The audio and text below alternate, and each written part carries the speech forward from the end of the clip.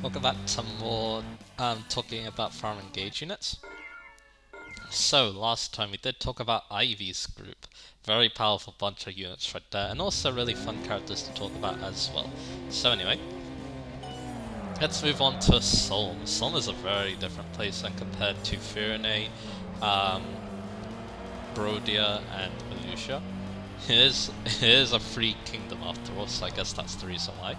Um, Let's start off by meeting the first person introduced in that area, Fogado. So, Fogado, let's talk about his unit. So, he joins pretty alright. His base stats don't too impressive, but keep in mind that, yeah, he will be getting his promo gains because he is an unpromoted unit. So, yeah, he might have only 12 strength, but yeah, he'll get like a small boost to that once he promotes. And he does have good weaponry to help with that because he does have a silver bow and a killer bow. And yeah, silver bow is definitely quite nice for him to do damage, but yeah. He might also... he does like the killer, I guess. The killer is like a steel bow, so yeah, if he needs to... if the enemy's fast and he can't double with the silver, then yeah, there's that. So yeah, let's go with his growth rates, I think. Now... actually no, I'll talk about like this on the map. He's alright on the map. He can definitely help with the chip damage if you want. I don't think he like outright kills like a lot of enemies in that map, but he's alright. It's a very short map anyway. If you have a well-trained flyer, they'll just beat the map for you, so yeah. Other than that though, he is definitely not a bad unit. The only problem is that Solm is horrible with deployment slots, so it might be a little bit difficult to actually use him. Like the next map in particular, I think you're only allowed to bring 8 units or something. The map, at least the map he joins where also the deployment slots are bad, he benefits from the fact that he joins the map. So, there's that, but yeah, those chapter 12 and chapter 13, yeah, they're pretty bad for deployment slots. At least things get better once you get to chapter 14, but yeah. Anyway, so yeah, that's just one thing you want to keep in mind if you want to use him as a one-term unit. But anyway, so that's him as a unit. Let's go over his growth rates now. He has 70 HP, 35 strength, 25 magic, 45 dex, 70 speed, 35 defense, 50 res, 25 luck and 10 build. He is, I think, the fastest unit in the game, so yeah, his ability to double is pretty good. His strength does leave a little bit to be desired though, it is kind of a low 35 strength, so yeah, he might need a little bit of help with that. Luckily though, you may notice that his magic is actually not too bad, and he even has a pretty decent base 7 magic, and yeah, that does improve when he promotes as well. That means that yeah, Radiant Bow is something he can definitely use, and with his high movement, that does sound like a lot of fun to be honest, so yeah. So yeah, that's definitely something quite interesting with him. So yeah, that's like his way of dealing with the high defense enemies. Of course, Lawcross's way is with Lunas, so yeah. He doesn't really need the Radiant Bow in that case, but yeah, Fogado, yeah, if you're using him, I'd highly recommend trying to forge up a Radiant Bow for him in that case. And have him use that for a good amount of time. Most enemies will fall to the Silver Bow at this point in the game, but yeah, once you start fighting like Armors and Wyverns, they will really not like the Radiant Bow because of its high might, so yeah. Especially the Wyverns, so yeah. Definitely a weapon I highly recommend, because yeah, his magic does improve when he promotes into Cupido. Or Cupido. Said kind of weirdly there. For his growth rates there, he has 70 HP, 35 strength, 30 magic, 50 dex, 75 speed, 35 defense, 55 res, 25 luck and 10 build, so not too bad again. Strength could leave a little bit desired though, because yeah, it is kind of low. It's around where Lapis' strength is, so yeah, he might need a little help. But yeah, of course, you can obviously think about what emblem to use alongside. Of course, one that gives a lot of strength could be fun, but of course, don't forget the magic too. That could also be a good thing to boost as well, so yeah, because of the Radiant Bow. But anyway, let's go on to some negatives. It's his personal skill and the personal class skill, because both have, well, the personal skill sucks, and the class skill doesn't have good synergy. So yeah, let's go over the personal skill first, which I believe is called Charmer. What that does is that during combat, a foe who is also units to his recent opponent inflicts crit minus 10 on that foe. Yeah. I can't tell you what this skill's good for, because crit minus 10 Yeah, of course, it's good for crit avoid, but the problem is that Fogado really doesn't get hit that much because he wants to be using his bows most of the time. He does get sword swing pretty much, sure, but um, again, the synergy with this is odd. At least with Ivy, I can see the point because Ivy has a little problems with hit rates, but I don't think Fogado is a unit who's scared of getting crit, and it's only crit minus 10 anyway. So if the enemy has 30 crit, that just goes down to 20 crit. So yeah, again, this seems like a garbage skill. Um, so yeah, at least it. Oh no. At least he's not alone with having kind of a bad personal skill in this group anyway. The class skill is also not that good. It's not terrible, but it's situational. That's definitely the best way to describe it. And that is back at you. When countering, unit may deal extra damage equal to half the damage taken trigger dex. So, trigger dex percent, I should be saying. So, alright, so he does have an alright dex. Here's the problem though, he's an archer. This is the vengeance skill in Awakening Fate. So if you have more damage, you'll do more damage. If he's taking a lot of damage, he'll do more damage. But yeah, the problem with that though is he's an archer again, and archers don't really want to get hit. Of course, they can. I mean, yeah, they can take damage, like from mages and stuff, but yeah, most of the time they're going to be avoiding counterattacks. Especially if you do give them a longbow as well, which is something you definitely make some good use of as well. So, yeah, I don't know, the synergy with that one just seems odd. It definitely seems better suited if he's using his swords a lot, which he does get, obviously, but yeah. Again, it's like a skill, like, if it activates, it's cool, but I don't think it's something you should be relying on. Unless you want to do some weird Veronica build, because Veronica's reprisal skill does synergize with it, technically. Because that adds damage based on lost HP. So yeah, you could try some, like, low health, Wrath, I don't know. I wouldn't even bother with Wrath in that case. I mean, you could. He does have good decks, but yeah, he doesn't really have... You're basically relying on Wrath and a good forge like Killing Edge, or Killer Bow. It could work, but yeah, it just seems like a big gimmicky build when, yeah, you can just attack normally and it's fine, so yeah. Yeah, not a fan of this one, to be honest. Let's talk about some emblems. So, again, he does want help with his strength, so emblem that does give him more strength is a good idea. Like Roy, for example, comes to mind. Of course, you could even think about his magic too, and give him something that boosts magic, like Celica or Byla, for example. Those are some interesting choices. For my next playthrough, my idea is that I want to give him Sigurd actually, so he gets the nice free Canto from it. I don't think Sigurd gives him the best stuff for his stab boost, but yeah, my idea is that yeah, with Canto freed up, I can give him some fun skills like Speed Taker. I was thinking Weapon Sync too, because it sounds like fun with the fact that he's good at Radiant Bows. So yeah. Yeah, it sounds like fun because yeah, you can use a Radiant Bows with that, and yeah, you can get 3+7 damage from the plus special Weapon Sync. Of course, you're gonna need to use the well for that. If you don't have DLC and don't have Weapon Sync, then you can try actually, no. If I'm gonna use that Weapon Sync build, I need Lin, obviously. I was actually thinking of using Lin, so you know what, maybe I will do that. Actually, I don't know. I guess not Weapon Sync then. Because yeah, if you're gonna use Weapon Sync on it, you need to use Lin. And yeah, I actually had Lin in mind with someone else, so yeah, never mind, forget what I said. So yeah, with Sigurd then, I'd use Lunar Brace instead. You won't get the extra damage of the Radiant Bow, but that's okay. That build can still also work as well, but yeah. Because yeah, I don't know if I talked about, yeah, Weapon Sync yet. That's from the Three Houses bracelet. If you use the same weapon type as the Emily Engager, you get a lot of extra damage, but it always activates when you're engaged, so that's pretty cool.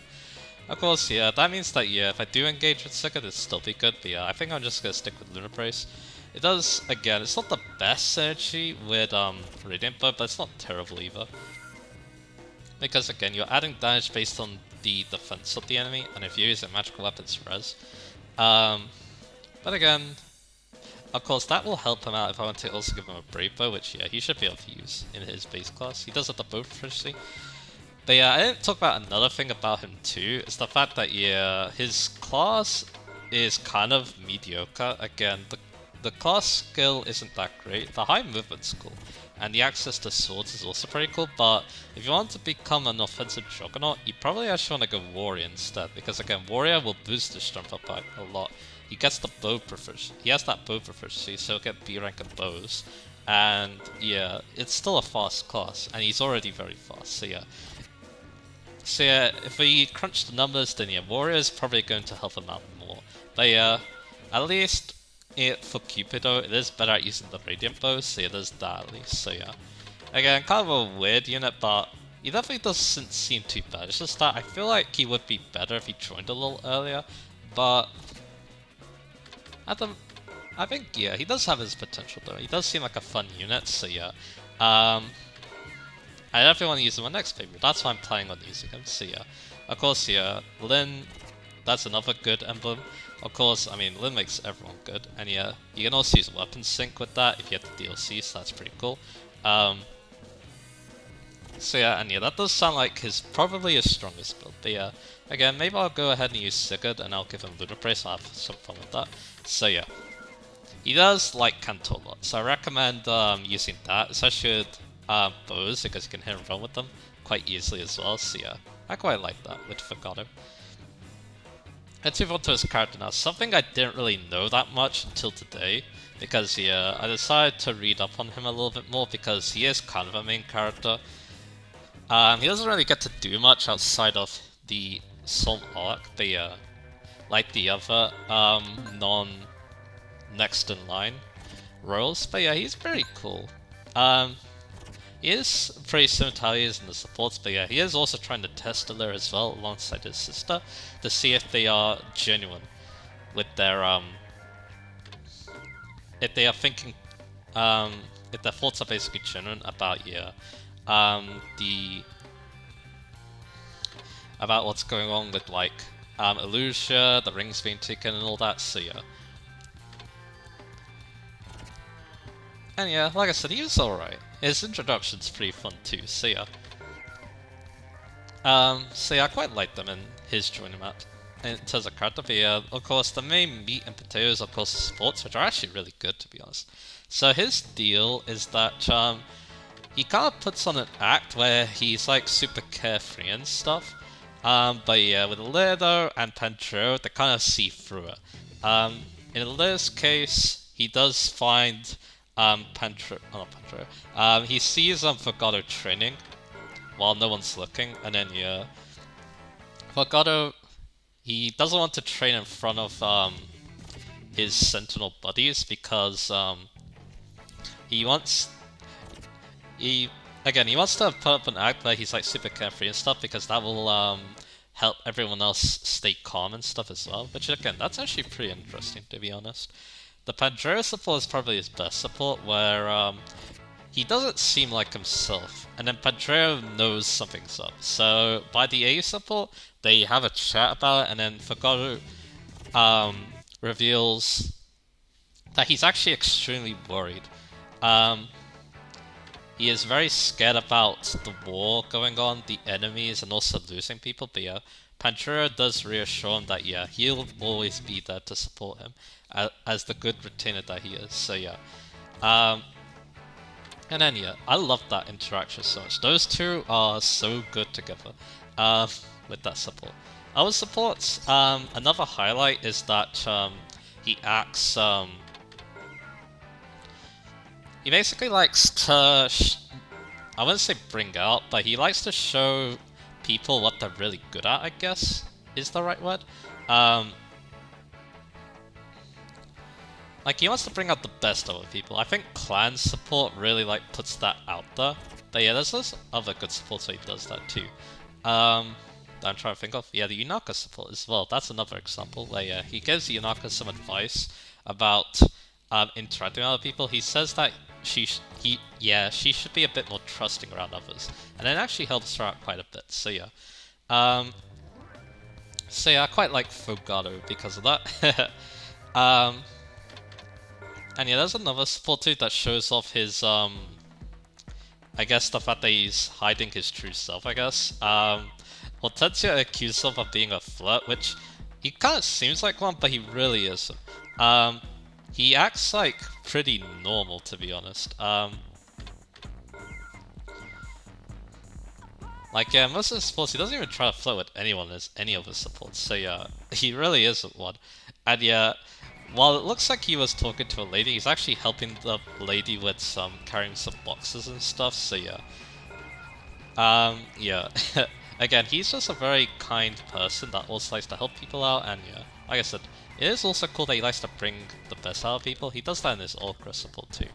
I remember the Celine one being pretty interesting too, where yeah, it's semi-political, not really to be honest. They kind of like talk about how they feel about the homelands and stuff, and yeah, what they would do to protect them and stuff. It's kind of interesting. That's the vibe I got. I don't think they exactly say that, but again, it was an interesting vibe to say the least. But like I said, his supports are actually really good to be honest. I'm glad I decided to give them a read before this, because again, his character does resonate quite well with me, and again, the Pantera support, I don't know if I need another reason to like Pantera more than I do, but there we go. So yeah, there's that. Like I said, Fogado, pretty simple character to be honest. Like yeah, I do like what he does. It is very simple though, and straightforward. So, and yeah, as a unit 2, his class could be better, but at least it's better than the default Bow Knight class. Because yeah, Bow Knight of course that was supposed to be fast, but this is faster, so yeah. I could even do some fun stuff with magic. With the Radiant Bow. And yeah, of course, if you wanted to be a bit more better at physical attacking, there is always Warrior, so yeah, there's that. And yeah, again, he does like a Surgery Warrior, and yeah, you can also have some fun with other Embers too. Like I said, Lin does love a good bow unit, and he definitely can be one, so yeah. But yeah, outside of that though, yeah, I will try that Sigurd build that I was mentioning as well. With the Radiant Bow and stuff, so that'll be fun. And yeah, like I said, he definitely doesn't stand as a unit, but I definitely think he has some potential. So yeah, I think yeah, the only reason why I think he doesn't stand out more is because again, he kind of joins a little late, I think. Like this kind of unit, I feel like would be a bit better if he joined a little earlier and had more time to, I guess, be cool, level up and all that. But yeah, I guess he does act like a pre-pro kind of, because you can, if you have a master, if you have a master seal around, you can promote just fine. So yeah, I don't know though. I feel like yeah, he would be a little bit better if he joined a little bit earlier. But yeah, especially because yeah, Allcrest does give him some good competition of Brilliant too. So yeah, there's that. But yeah, that's enough about him. Let's move on to the next character, and yeah, this one's gonna be a treat to talk about. But which one? Let's find out. So next up I'm going to be talking about Bune, and I just realized I made a food joke because I said talking about it's going to be a treat. But anyway, so Bune, yeah, he's a joke of a unit, isn't he? That's pretty true, to be honest. Yeah, let's go over why he's considered not very good. His base stats are not good. He I mean, he does have good defense. 20 defense is a lot. His other stats aren't completely useless. But of course, this guy doesn't really do much. He can attack and do some damage and not take damage in return. But yeah, he ain't killing things, that's a thing, sure. Because of that non-existent speed, so yeah. And he has 9, so yeah, I don't think he's doubling like anything at this point, so yeah. And yeah, it's not really helped by his growth rates either. His growth rates are extremely middling too. He has 85 HP, 45 strength, 10 magic, 55 dex, 35 speed, 70 defense, 35 res, 45 luck, and 15 build. Yeah, the idea is he's pretty bulky. But there's a problem though. He just doesn't hit hard enough. Someone like Louis will eat this guy alive. Because Louis, of course, he also has good defense, but his strength is so much better. So and at this point, yeah, Louis is gonna have a lot more strength, even if he's like a great knight too. So yeah. Yeah, there isn't much to like about Brune as a unit, unfortunately. Like, yeah, he could tank, but again, he's completely outclassed in this role by Louis, so yeah. And yeah, you don't even need to commit that much to Louis. That's the thing too. Whereas Brunei, yeah, even though he's a pre-promote, his kind of shocking start means you have to do something for him. I guess as his default class, you could try Sigurd a little bit. Unfortunately, he doesn't use lances. That would have been pretty cool. Technically, he does a good synergy with Sigurd because he can make use of momentum and the high movement because he is a cav unit because of his Great Knight class. But yeah, again, I feel like there's so much better people can abuse Sigurd. Other than that, though, yeah, I can't really think of much because I guess Hector's obviously a good choice for a unit like this. His good defense will see some use with the impenetrable skill, and yeah, he'll love quick riposte because he kind of needs it because of his, you know, not very good speed. But yeah, yeah, like I said, it's kind of hard to recommend. You could try recasting too, but his kind of poor base stats are gonna definitely hamper him a bit. Like, yeah, even if you make him a Wyvern, he's still gonna be quite slow and not be able to double things. So yeah, yeah, he needs a lot of help. If you do go Wyvern, yeah, you probably have to give him that. Otherwise, he's probably not gonna be good. So yeah. And yeah, things don't get much better because his personal skill also kind of blows too. It's called Seconds.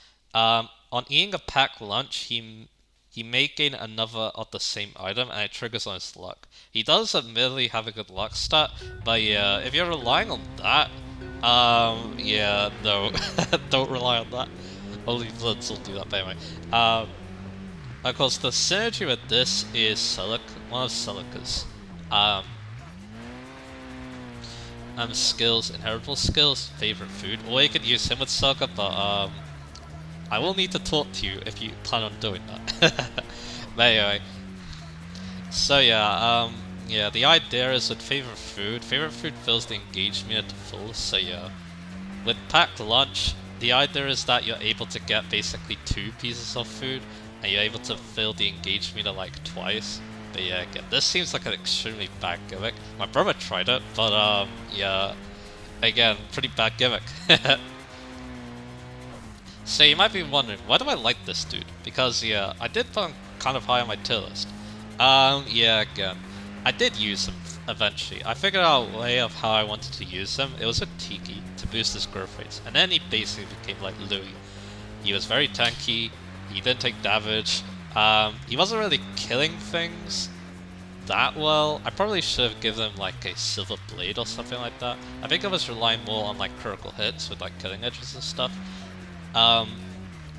With him, but yeah, Tiki also helped with his tankiness too, which is also quite nice. And yeah, of course, he does appreciate boosted growth rates because he really needs them. I think I was inspired to do this because my brother did something similar with Vander, because Vander could also use a little bit of help, and yeah, he was pretty fun with Tiki too. See, I wanted to slice up the pie as well. Get it, food joke. Anyway,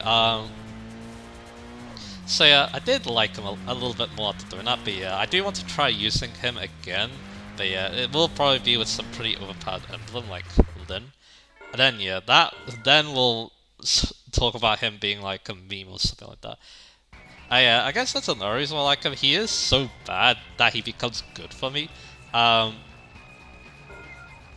This ties into my love of bad units now, doesn't it? I think, yeah, if I have an idea of how to use a terrible unit, I like to do it because it sounds like so much fun. I think this love started when I played Tearing Saga. Yeah, I used so many bad units in that game. I think Luca is the closest thing to how bad Brunei is. He's even worse somehow. Because, yeah, he's an archer. You have to actually pick Luca if you want him.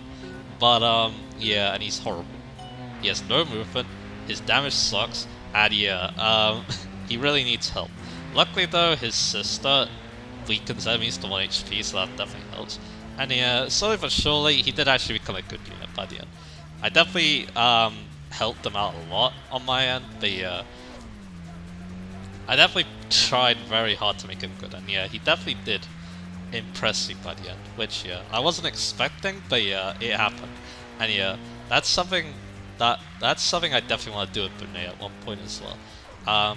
Of course, yeah, the emblem system does mean that yeah, an emblem can pretty much prop him up even with how bad he is. Like Hector, yeah, if you get this guy Hector, then yeah, he actually becomes quite good.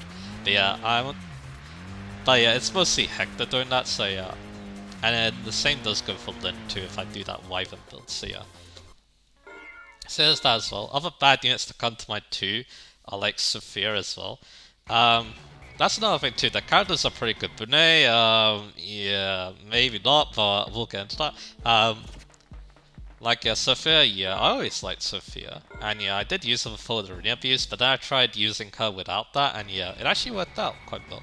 And she did become a very fun unit, but yeah, you have to put a lot of effort to train her in the map she joins after. That is 40 so yeah. It does require a lot of perseverance to get through that map and train her up at the same time, so yeah.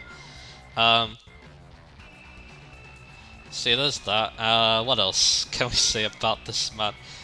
And yeah, another bad unit that comes to mind too is Makalov. Makalov is, yeah, absolutely horrendous character, but for some reason I use him. I think it's very similar to Bunei. He's so bad that he becomes good.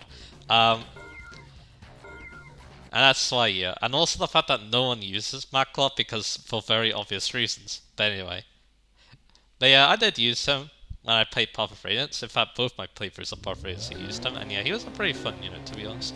And yeah, that does help him with Radiant Dawn if he caps his stats, so yeah.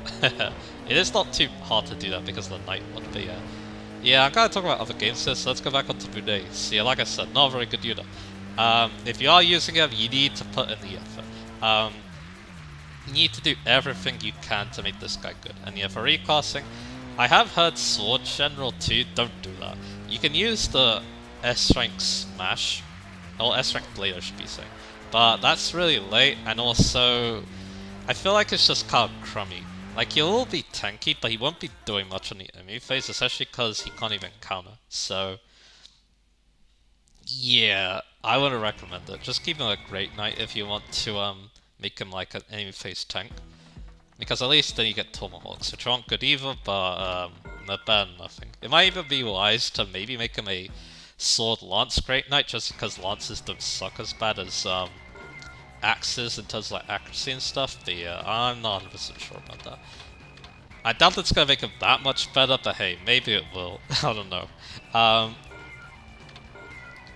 You will lose access to Hurricane Axe, but then again, I don't think he's a very good use of that anyway, so yeah. Alright, I think that's enough to talk about how bad Bunei is as a unit. Because again, at this point, you're actually getting units with good base stats, and his base stats leave a lot to be desired. So yeah. So there's that, and yeah, again, he's completely outclassed by Louis, because Louis doesn't even need that much training to become just as good as him, so yeah.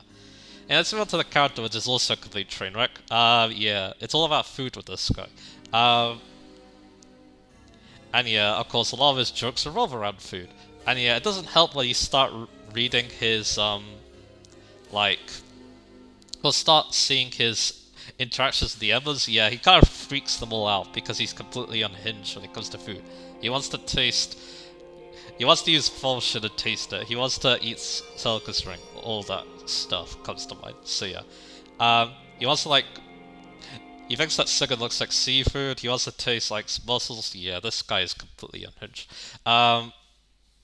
The support side, things don't get much better when he reads Alir's support too. It's not terrible, but yeah, the way he talks to Alir, it leaves a lot to be desired, to be honest. Like, yeah, he wants to taste Alir's dirty clothes. He thinks that Alir's eyes look like a blueberry and a red berry. I don't think it's called a red berry, a raspberry probably, but anyway, yeah. At least he has one good support, and that's the Fogado one, and I think that's really because of Fogado, but anyway. It's actually pretty good. Basically, yeah. Bunei is lost in thought. I won't say lost in thought. He is thinking about the time when he entered a cooking contest, basically. So yeah, here's the deal with this. So Fogado and Bunei used to be very good friends at his parents' bistro, but then the bistro got attacked by bandits, and then yeah.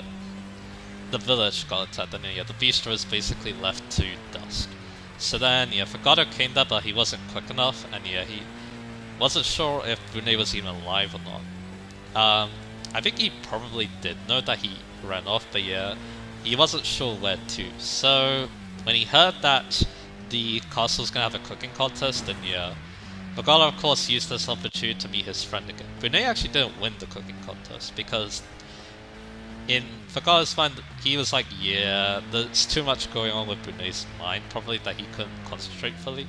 So, but he used the opportunity still to, well, meet up with Brune again and make him his chef. So yeah, that's a very good one. Again, it does show how the two got to know each other, and yeah, it relates to Brune's dream. I think he also mentioned it in the Marin support that yeah, he wants to try and rebuild that bistro.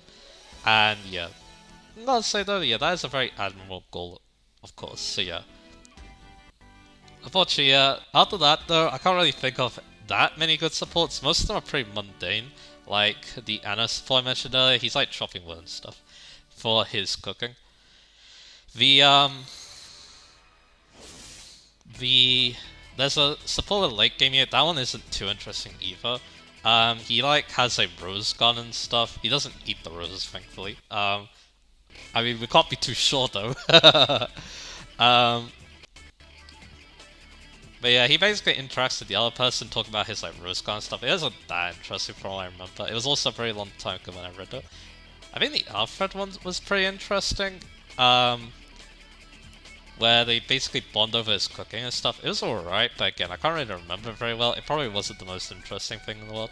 The Chloe support was interesting because yeah, Chloe of course is a big fan of folk food, but he doesn't just cook it. He needs a very good reason to, and then yeah, he finds that good reason for Chloe. So yeah, because again, it is a food that takes a lot of one, it does take time to prepare, and two, yeah, it does. It is kind of weird. He does think it's kind of weird for the ingredients and stuff as well, because you know how bizarre the food is. So yeah, see, there's that as well. So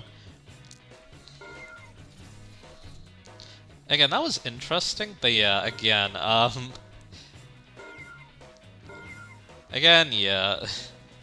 Most of the time, though, people are gonna remember this dude for how unhinged he is, which yeah, he definitely is. So yeah, I don't really have much more to say. Other than that, unfortunately, yeah, like I said, this guy's unhinged. A lot of the time, but hey, at least he has some good support, so there is that at least. There's that at least for Bunny. So yeah, overall, yeah, complete train wreck of a unit who has extremely bad base stats, and yeah, doesn't really have a good role to fulfill just because he's completely outclassed. But if you do want to put in the work and make this bad unit into a good unit, well, yeah, you have the pieces right there. It's called the emblems. And yeah, I'm definitely gonna try using them some more later down the line. I'm not so sure if I want to do my next playthrough. My next playthrough, I want to try using a lot of units I haven't used yet, so yeah. That's what I'm thinking. So yeah, of course, yeah, I did mention another elephant room. Yeah, he does share a birthday with me. We're both born on May the 30th. Yeah, that does mean that I do have kind of a small bond with him there, which again, that makes it very hard to dislike this dude as well. And yeah, I think the unhinged stuff too. Yeah, I did say I would like to make fun of Louis, but I don't know. In this case, yeah, I am making fun of Brune as well, but I don't know. Him being unhinged, I don't know, it fits me better. It's kind of weird. I don't know why I like him being super unhinged. I don't like Louis, but as much, it's kind of weird. It's very hard to explain to you, but again, maybe that bond between me and him having the same birthday has something to do with it. I don't know. But anyway, so that's stuff about Brune and how interesting of a unit he is. Let's move on to last year, and this one is actually really good. Let's move on to Pantrio now. So yeah, one thing I forgot to mention about Brune is I'm pretty sure that him and also Pantrio are also internal level 15, same as Kagetsu. So yeah, I thought that'd be important to remember because yeah, that means that the EXP gain is actually not too bad at this point, I'm pretty sure. So yeah. So Pantrio, let's talk about him as a unit. So yeah, Pantrio is absolutely amazing. Of course, On his drawing map, he does have the warp stuff. You don't need to use it, but again, it does highlight that, yeah, stars are pretty good in this game. And yeah, Pantera is definitely a very good abuser of them. Yep, Warp, Rescue, they're pretty strong in this game, especially with the Micaiah ring, which, yeah, that's another good one for him as well. And of course the Star Stars are also pretty strong too. Silence can be good, Freeze can be good, especially, again, especially with Micaiah too, and her Augment skill. And then, yeah, even in Trap is pretty good as well. So yeah, Stars are pretty good, and yeah, Pajero is there, and you can use them quite well, especially if you, well, decide to reclass them. But anyway. So his base stats aren't too bad actually. In fact, they're really good. 16 magic and 17 speed as a high priest are very, very nice. And yeah, that means he's actually pretty offensive too, even though yeah, he does seem kind of built to be a staff bot. Which that's what the high priest class is probably supposed to suggest, but yeah. We'll go over his growth rates now. He has 60 HP, 5 strength, 55 magic, 45 dex, 50 speed, 15 defense, 85 res, 60 luck, 15 build. Yeah, he's like your typical, like, magical, like, I guess staff unit too, because yeah, his strength and defense are some of the lowest in the game. But everything else is pretty good, especially that 85 res. That's pretty incredible, to be honest. Yeah, magic really doesn't hurt this dude. Making him a good tank for that. But anyway, the big thing about him is that he's kind of held back by his class again. Yeah, we have another good unit who gets held back by that class in 2 episodes. So, can we make it 3? Let's find out. But anyway, the idea with him then is that, yeah, you want to make him a Sage. You can also make other magic classes work too, but Sage is the easiest one to understand because I have actually its growth rates listed down here. The main reason why though you do that is the better ranks and also the better base stats. Pretty much Sage has better stats in everything, so that means that yeah, he's gonna be much better at one fighting. Yeah, it's mainly for fun. Yeah, if you only plan on using him as a start bot, I guess you could keep him a high priest, but the offensive capabilities that he has, I feel like will go to waste. And yeah, magic is really good in this game. And even if you are planning on just using him as a staff bot, then yeah, I think you should still go to Sage as well. You'll have better stats so you can fight well. You'll have better tome rank. You'll get to S rank thanks to Sage. That means you can use Bulganon, which is extremely nice.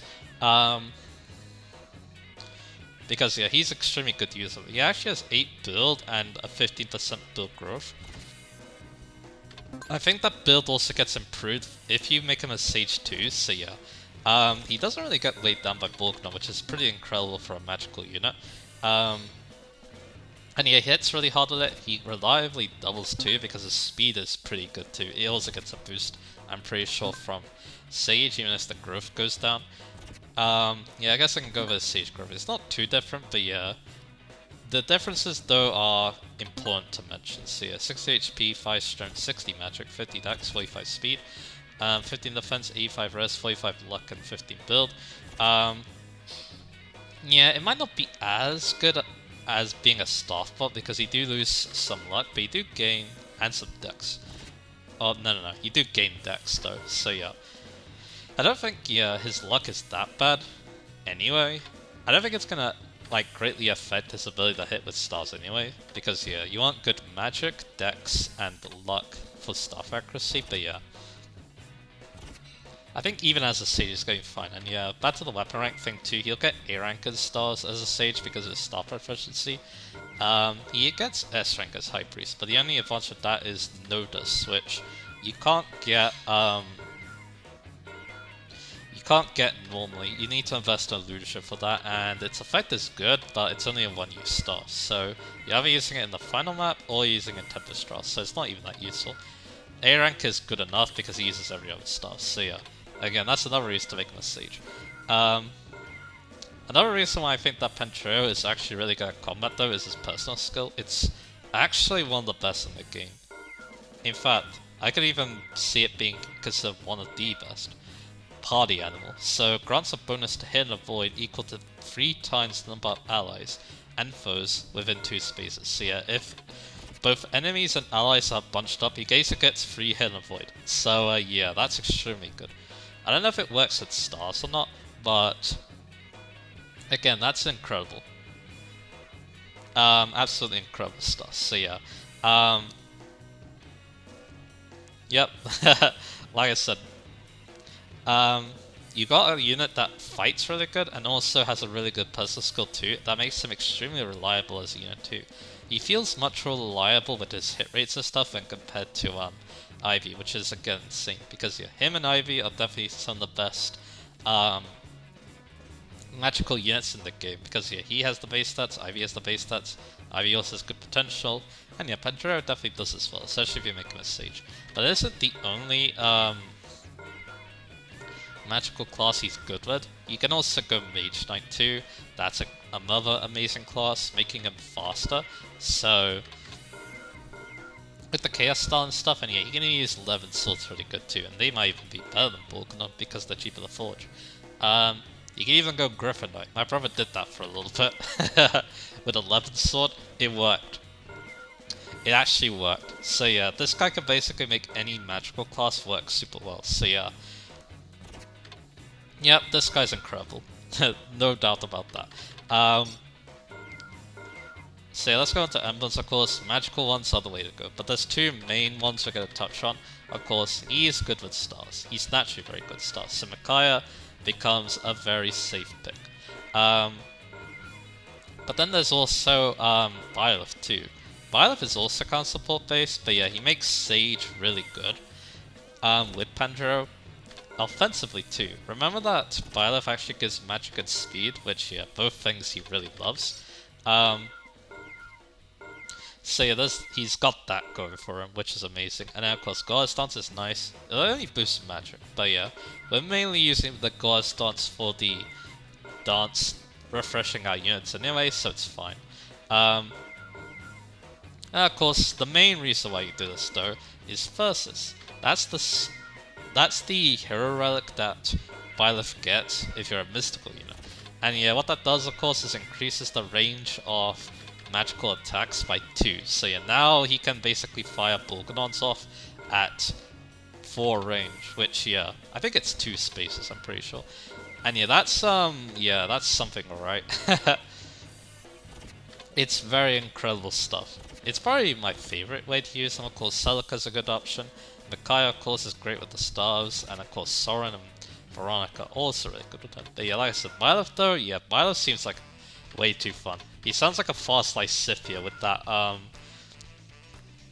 he sounds like a fast life Scythia with the, Versus rocking it. So yeah, like I said, that's an absolutely incredible, build for him.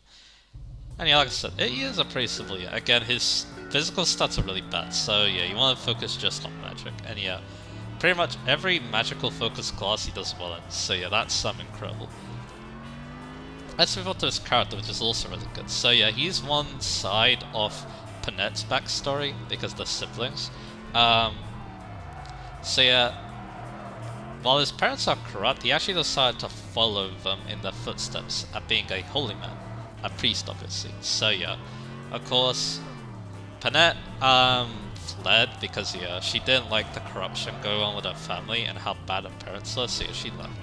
But Pantera would meet Fogado eventually, because yeah, Fogado I think was interested in what Pantera does, which of course we can talk about in a bit. And then yeah, Pantera also told, or Fogado told Pantera that yeah, he knows where his sister is. And yeah, Panette is of course one of the mirrors retainers, which is really cool. So of course the standout thing about Pantera is his partying. So even though he's a holy person, he likes parties. And this is how he kind of does his prayers and stuff. He wants to make things a bit more fun and more interesting for the people at Salt. So yeah, that's how he does that. It's actually pretty interesting, to be honest. I'm pretty sure he does talk about this in like his Vander support, maybe the other support too. Of course, the main thing that I remember from a lot of his supports is, well, his howling. It's complete nonsense, according to him, so yeah. And yeah, But yeah, it becomes something that a lot of people become interested in, the person he talks to. A lot of them start also taking part in the Howling too, which is interesting. Um, of course, yeah, back to Alair though. It is kind of important that we also talk about the fact that, yeah, he also worships the Divine Dragon, and yeah, um, that's an interesting one for Alair too, because, yeah, just like Ivy, um, Pantera basically puts all his hope into the Divine Dragon because of what he heard.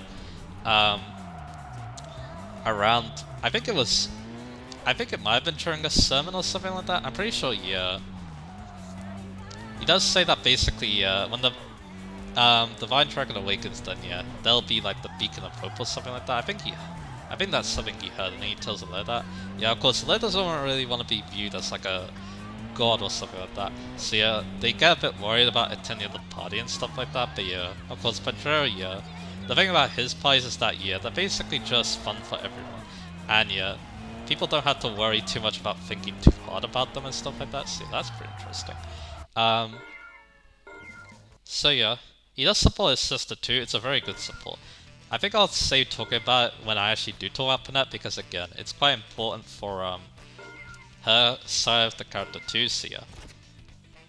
So I'll probably save it for that. Of course, yeah, he does have his hilarious moments, like, yeah, like I said, the howling, yeah, when the other people start joining in, then yeah, it gets pretty chaotic, like with the Alcrest support. Well, that one is interesting, to be honest, too, because, yeah, Alcrest, of course, initially, yeah, he's not a fan of the howling at all. But then, yeah, over time, when Pantera explains, like, all the pies as well, when Pantera explains what the purposes of the pies and the howling is all about, then, yeah, Alcrest comes to like them too. And, yeah, his Rosario support is also pretty interesting too as well. Again, he also gets pretty interested in the howling too, and also ties into something else about Rosario, that, yeah, the people of his village, they are able to stay awake for a very long time. Yeah, of course, the parties do fit Risotto quite well in that regard as well. So yeah, and yeah, that's really all I gotta say too. There's some other things we could talk about later. I think I'm probably gonna talk about them with other characters too. But like I said, this guy is super interesting. I kinda wish I remembered his supports better, but yeah, again though, they really intrigue me a lot. And yeah, he definitely has some really good ones, like the Fogado one. The Alair one I also found really interesting too. The Vandal one was super hilarious. Yeah, those are probably my favorite supports of them. I don't remember the Bunet one that well. I don't remember the Bunet one that well. Actually, no.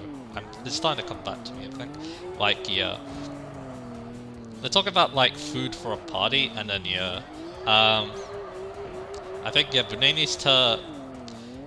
I think, yeah, Bunet isn't a fan of making party food, I think it was. But then, yeah, over time, they come to understand the parties better and stuff. And then, yeah, Bunet becomes better at cooking for the party. So, yeah, that's nice.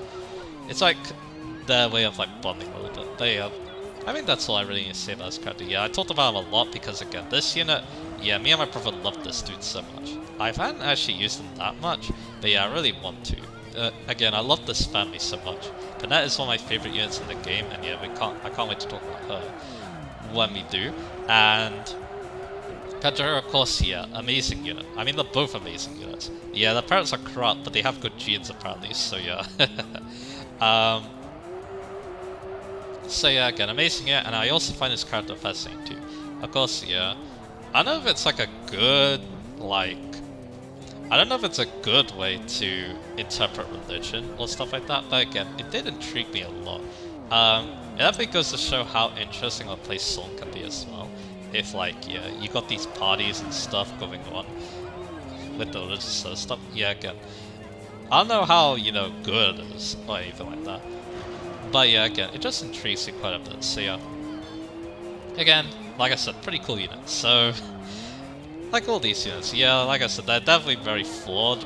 Bunet is, and Fogado's class could be a lot better. But yeah, Pantera, though, amazing unit. He's actually my second favorite male unit in the game as well, so yeah. That definitely goes to show how much I love this dude, so yeah. And yeah, the group as a whole, yeah, I definitely love these. I definitely quite like them together as well. Definitely not the best group in the world, but yeah, one I definitely found quite intriguing. So yeah, I think that's good for now. So next time we're going to be talking about Tamara and her group. A lot of great units in that one as well. So yeah. And we're going to be wrapping up Solm there as well. So yeah, look forward to that. And I'll see you guys again for that.